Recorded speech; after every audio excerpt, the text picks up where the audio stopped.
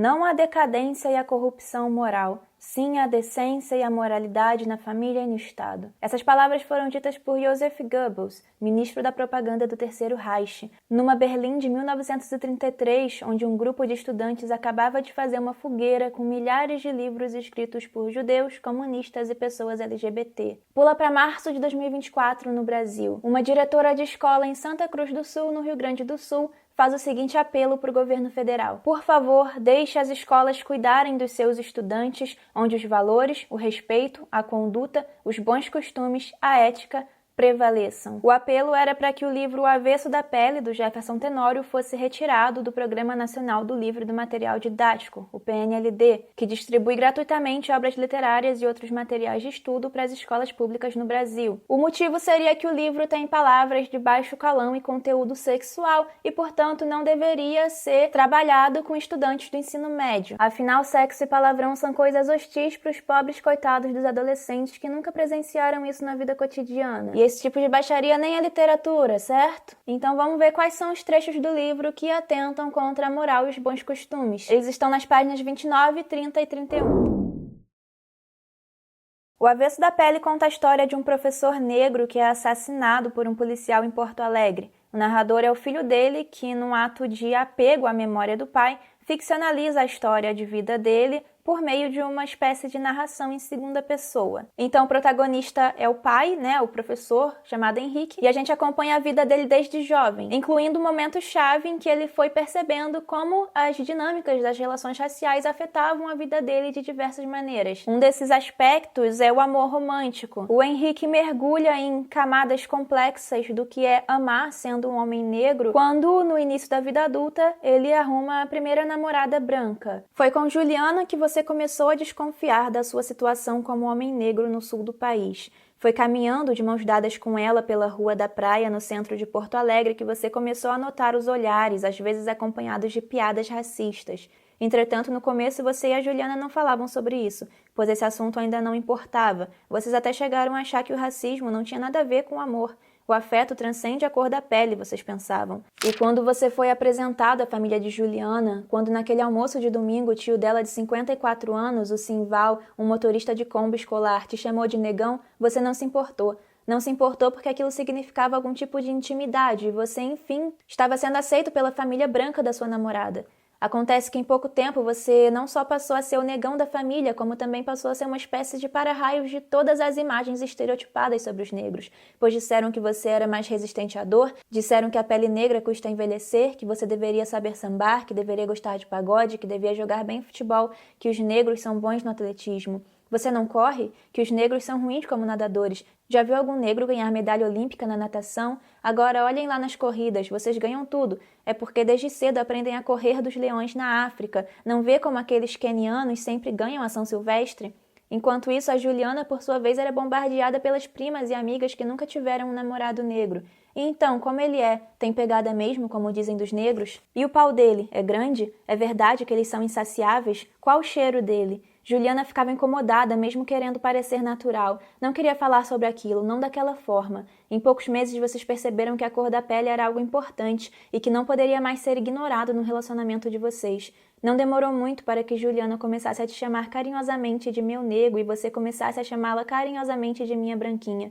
E às vezes, depois de terem feito amor, vocês punham o braço um ao lado do outro e contemplavam a diferença de cor. Então, ao caminhar pela rua, vocês prestavam mais atenção nos olhos das pessoas que passavam e notavam que elas se incomodavam. Mas vocês não. Vocês até gostavam daquilo. Vocês estavam juntos desafiando a sociedade hipócrita.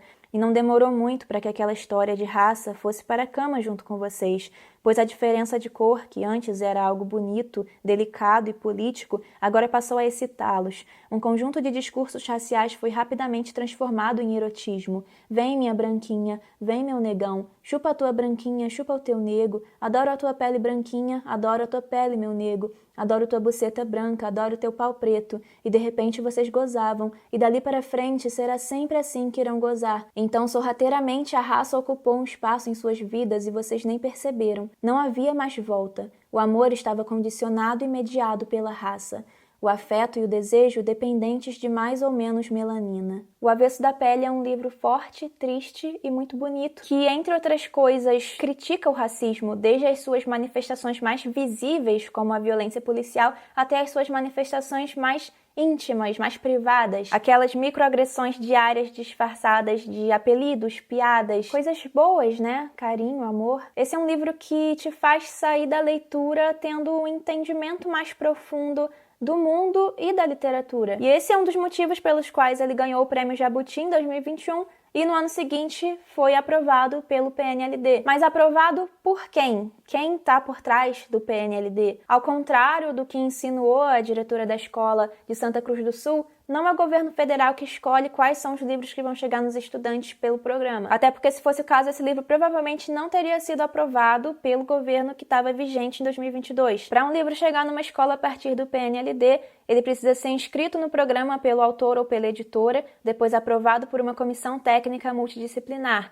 Se aprovado, o livro passa a compor o Guia Digital do PNLD, que é um material feito para orientar os professores e diretores das escolas públicas. E são esses professores e diretores que vão escolher os livros destinados a cada etapa de ensino, anos iniciais do ensino fundamental, anos finais do ensino fundamental e ensino médio. Então, para o Avesso da Pele chegar naquela escola de Santa Cruz do Sul, ele não foi imposto pelo governo federal. Ele foi escolhido por profissionais daquela escola, inclusive pela diretora que depois veio criticar ele. E, infelizmente, essa crítica que ela fez ao livro, esse pedido para que o livro fosse retirado das escolas, teve uma repercussão. Os governos do estado do Paraná e de Goiás determinaram que o livro fosse recolhido das escolas para ser reavaliado, como se já não tivesse passado por todo esse processo de avaliação por profissionais de literatura e educação, que é um processo que faz parte do PNLD. Que tipo de avaliação está faltando? Uma avaliação não literária? Esse impedimento por parte do Estado da circulação de uma obra literária incluída como material didático nas escolas, ainda mais com essa justificativa sem sentido, né, que parte de trechos tirados de contexto para criar pânico moral de propósito, isso é um ato de censura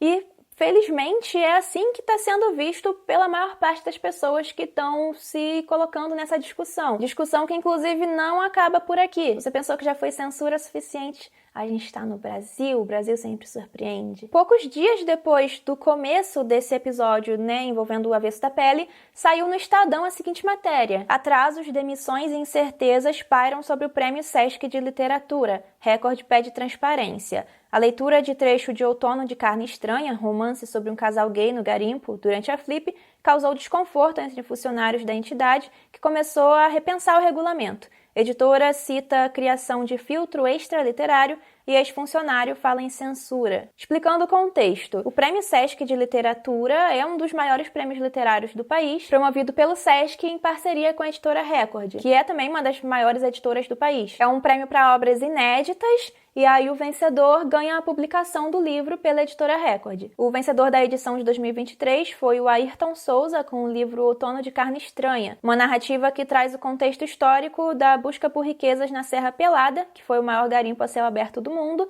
para contar um romance entre dois homens garimpeiros. Esse caso teve início ainda no final de 2023. Segundo o Estadão, na edição de 2023 da Flip, que é a Festa Literária Internacional de Paraty, um dos maiores eventos literários do país. Na Flip, teve uma comemoração de 20 anos do Prêmio Sesc, e aí os autores vencedores do prêmio subiram no palco e leram trechos das obras deles. Nessa ocasião, o Ayrton Souza leu o trecho inicial do livro dele. Alguns dirigentes do Sesc que estavam lá na plateia assistindo ficaram incomodados com o conteúdo que foi lido ali pelo Ayrton. Depois da Flip, o pessoal do Sesc se reuniu, teve uma conversa para planejar uma reformulação do edital do prêmio, de uma forma que os organizadores pudessem ter mais controle sobre as obras que seriam premiadas, porque o formato até então define o resultado pelo julgamento de um júri independente, um júri sem vínculos com o Sesc, formado por escritores de renome. Aí depois disso, em janeiro desse ano, de 2024, o Sesc demitiu o curador do prêmio, que era o curador desde o início do prêmio, o Henrique Rodrigues, e o Henrique era contra esse plano de reformular o edital. edital. Segundo ele, esse plano era uma tentativa de censura baseada em motivações homofóbicas referentes ao livro Outono de Carne Estranha, né, do Ayrton. A editora Record se manifestou sobre tudo isso pedindo explicações e transparência. Aí uma representante do Sesc deu uma resposta, disse que não podia dar maiores explicações sobre a demissão do Henrique Rodrigues, mas que junto dele também tiveram outras demissões que não tiveram nada a ver com o prêmio, né? Pessoas que não tinham ligação com o prêmio. Ela disse também que a reestruturação do edital está sendo estudada ainda e que vai ser mantida a lisura do prêmio. E disse que o desconforto que aconteceu em relação à leitura do trecho do livro foi que tinham crianças presentes ali no evento, né, na Flip, e a leitura ela tinha conteúdo adulto explícito. E aí depois disso, mais recentemente, o Sesc enviou um ofício para as unidades regionais da instituição. Esse ofício tinha alguns avisos específicos sobre como eles deveriam lidar com a divulgação do livro Outono de Carne Estranha. O documento dizia que o livro tem conteúdo sensível, capaz de ativar gatilhos emocionais e psíquicos, e que ele deveria ter um trabalho de mediação em que o público fosse informado previamente sobre o conteúdo do livro e esse público deveria aceitar formalmente ser exposto a esse conteúdo do livro, antes de assistir a uma palestra do autor. Mas que conteúdo é esse que está incomodando tanto e gerando esse possível boicote ao livro? O livro, Outono de Carne Estranha, abre com uma cena de sexo entre dois homens num barraco no meio do garimpo da Serra Pelada. Uma cena com bastante erotismo, mas obviamente não é só isso. Tanto essa cena quanto todo o livro tem muita beleza, muito lirismo e profundidade literária. Quanto mais socava a pica no cu de Zusa, mais Manel escutava o barulho das picaretas, dos enxadecos, das mãos repletas de calos, das velhas enxadas enferrujadas, dos pedaços de paus, das bateias roçando levemente sobre a água, das pás afundando no chão amarelado dos barrancos e dos paredões, quase acinzentados de terra que formavam a cava. Ao mesmo tempo que sentia as pupilas dilatando, longe das pequenas anatomias do céu, a sua língua salivava cada vez mais. O suor descendo de seus cabelos e molhando boa parte do corpo parecia querer, a qualquer custo, reviver as margens, embora minúsculas, do rio sereno no meio dos peitos dele. Enquanto grunhia, Manel forjava as pupilas contra o escuro, mantendo os olhos abertos o máximo que podia. A carne do rosto, totalmente enrijecida, nutria o sentimento guardado pelos redemoinhos. Ainda assim, tinha certeza de que lá fora uma camada fina de neblina cobria os casebres de Serra Pelada, aumentando o cheiro da solidão. Os dois homens, nuzinhos, trancados no único cômodo do barraco de Zusa, tentavam, de qualquer maneira, atravessar os fonemas das palavras bateia e bamburro, abraçadas diariamente às carnes deles. Zusa e Manel buscavam compreender os sentidos dos horizontes, se distanciando dos igapós e de Deus. No entanto, permaneciam em silêncio, porque qualquer barulho poderia ser escutado pelos garimpeiros que dormiam nos barracos próximos. Embora somente Manel sentisse vontade de elaborar um monólogo a partir de alguns hieróglifos, foi obrigado a deixar morrer dentro de si esse pequeno sonho, apenas vergando os dedos dos pés. Nessa primeira cena, o narrador focaliza um dos protagonistas, que é o Manel, e enquanto narra o ato dele fazendo sexo com um homem que ele ama, que é o Zusa, mostra também os pensamentos do Manel. Para isso, o narrador mescla reflexão, ação e descrição numa linguagem que vai alternar os registros mais poéticos com registros vulgares e com um certo jargão ali relativo ao garimpo. Então, por meio tanto das ações quanto da linguagem, a gente consegue ver como os sonhos e a dureza da realidade enquanto um trabalhador pobre, enquanto um homem gay, como tudo isso se encontra no personagem de uma forma complexa. Esse é um livro que fala, então, de todos esses temas: a pobreza versus a esperança de uma vida melhor, a solidão versus a possibilidade de amor, as perversidades da homofobia e a opressão diante da ditadura militar, que, lembrando, né, um livro que se passa nos anos 80, o livro trata desses temas de forma a gerar reflexão e crítica. Tudo isso para dizer que Outono de Carne Estranha é um livro de muita qualidade literária e de muita relevância social. Ele não ganhou um prêmio à toa, né? Ele não foi escolhido pelo júri à toa. Um livro como esse devia estar sendo festejado, devia estar sendo divulgado. e não escondido e censurado. Mas Deus nos livre de um livro que se insurge contra a moral conservadora, né? Aliás, Deus nos livre da literatura, porque o que a literatura mais fez ao longo da história foi se colocar contra o conservadorismo, foi questionar a moral. É isso, a grande literatura nunca deitou para o conservadorismo, porque é esse discurso conservador de preservar a moral e os bons costumes que fez com que, por exemplo, Madame Bovary do Flaubert fosse olhado na época dele com tanto incômodo quanto alguns estão olhando hoje para o Outono de Carne Estranha, para o Avesso da Pele. Mas o que seria da história da literatura sem Madame Bovary, sem Flaubert, que para muitos foi para o romance e o que Elvis foi para o rock? Aliás, o que seria da história da música sem Elvis, que também foi alvo de censura por perverter os tais dos bons costumes? E o que seria da história da literatura sem D.H. Lawrence, James Joyce, Nabokov, Hilda Hilst, Ferreira Goulart? E o que seria do presente e do futuro da literatura se ela se deixasse vencer por esses atos de censura, se a literatura não lutasse por si? Afinal, o que é tão moralmente degradante nessas obras? É o erotismo por si só? É o uso de palavrões por si só? Ou existem outros motivos por trás dessas acusações? Historicamente, as tentativas de censura ou até de destruição dos livros, em geral, têm a ver com uma tentativa de silenciamento de algum aspecto cultural específico que aqueles livros representam. Um bom exemplo foi a famosa destruição de livros durante o Holocausto, que eu mencionei no início do vídeo. Mas a gente viu isso muito mais de perto, por exemplo, na Bienal do Livro de 2019, em que o então prefeito do Rio de Janeiro, que abertamente se coloca contra o movimento e as pessoas LGBT, fez uma denúncia, entre aspas, de um quadrinho de super-herói que tinha uma cena de beijo gay.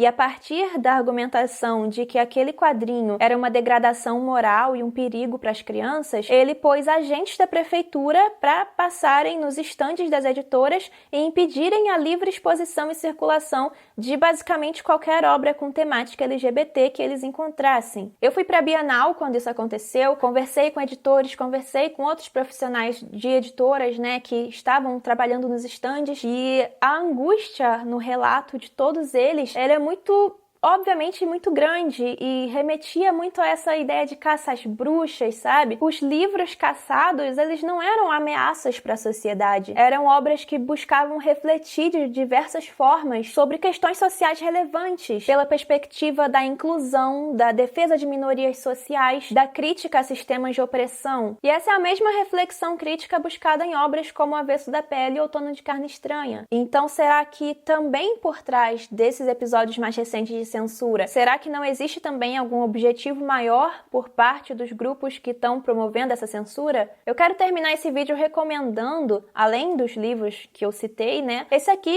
Queimando Livros, do Richard Ovenden. É um livro escrito por um bibliotecário que conta a trajetória histórica da preservação e das tentativas de apagamento das diversas formas de conhecimento e cultura registradas pela humanidade por meio dos livros. Enfim, sejam livres para comentar aqui embaixo o que vocês pensam sobre tudo isso e até a próxima!